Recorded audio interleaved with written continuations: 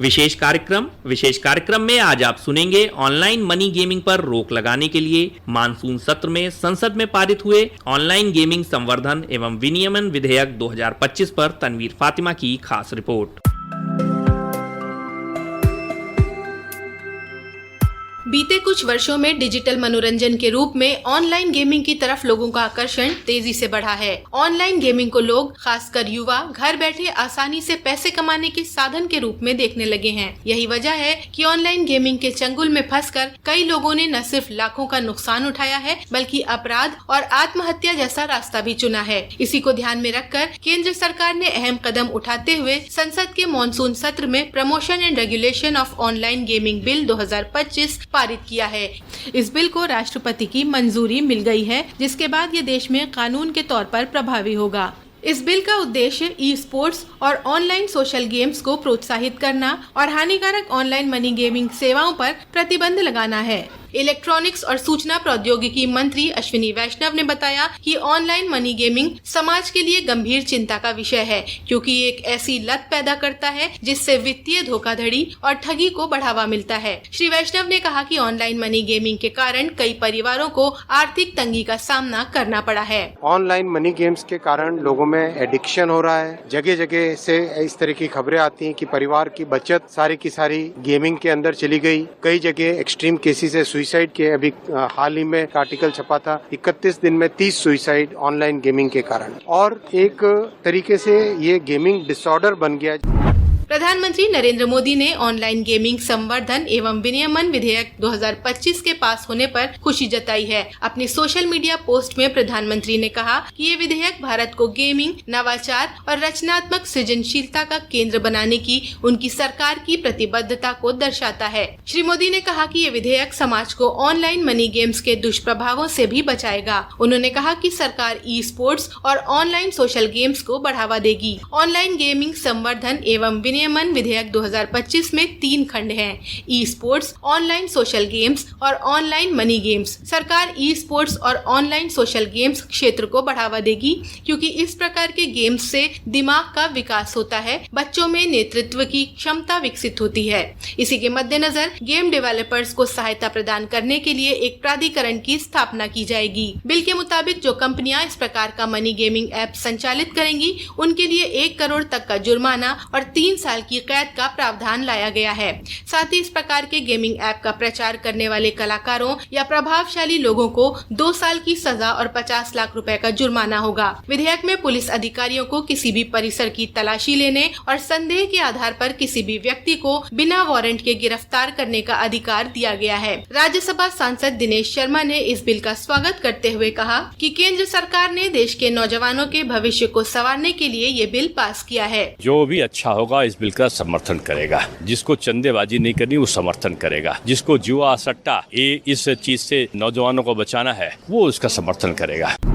Police विभाग के आंकड़े बताते हैं कि कई ऑनलाइन गेम मनी लॉन्ड्रिंग और आतंकवाद को वित्त पोषण की गतिविधियों में भी शामिल हैं। इतना ही नहीं, पैसों के लेन देन और कर्ज में डूबने के चलते युवा पीढ़ी आपराधिक गतिविधियों का सहारा ले रही है। ऑनलाइन मनी गेमिंग का शिकार होने के कारण होने वाली आत्महत्याओं का आंकड़ा भी चौंकाने वाला है। हाल ही में हाथरस जिले में एक युवक ने सिर्फ इस बात पर फांसी लगाकर आत्महत्या कर ली क्योंकि उसके पिता ने ऑनलाइन गेम खेलने पर फटकार लगा दी थी।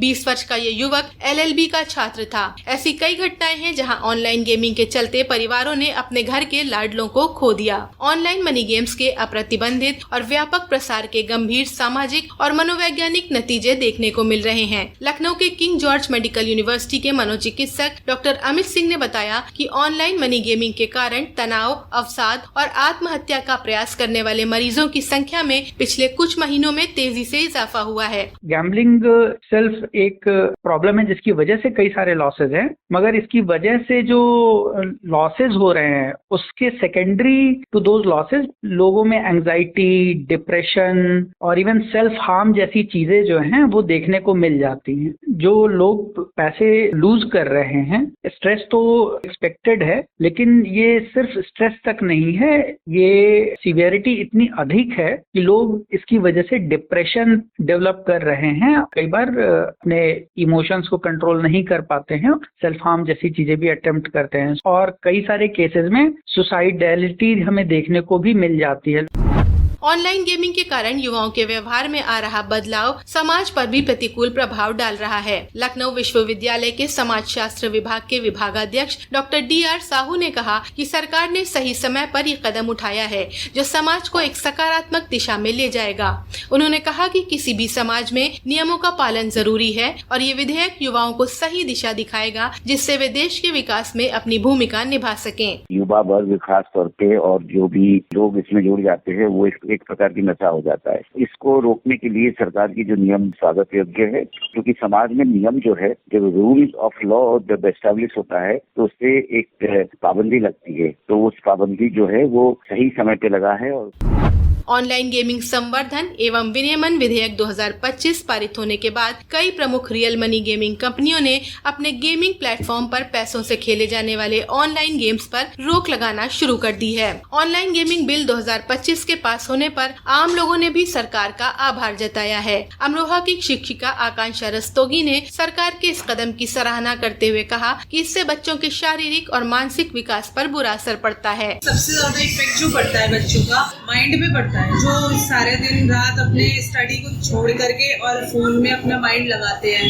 तो उनका जो कंसंट्रेशन है वो पढ़ाई से हट करके गेम में ज्यादा है। इससे हमारे माइंड पे भी इफेक्ट पड़ता है, बॉडी पे भी इफेक्ट पड़ता है और दूसरी चीज फाइनेंशियली भी लॉस होता है।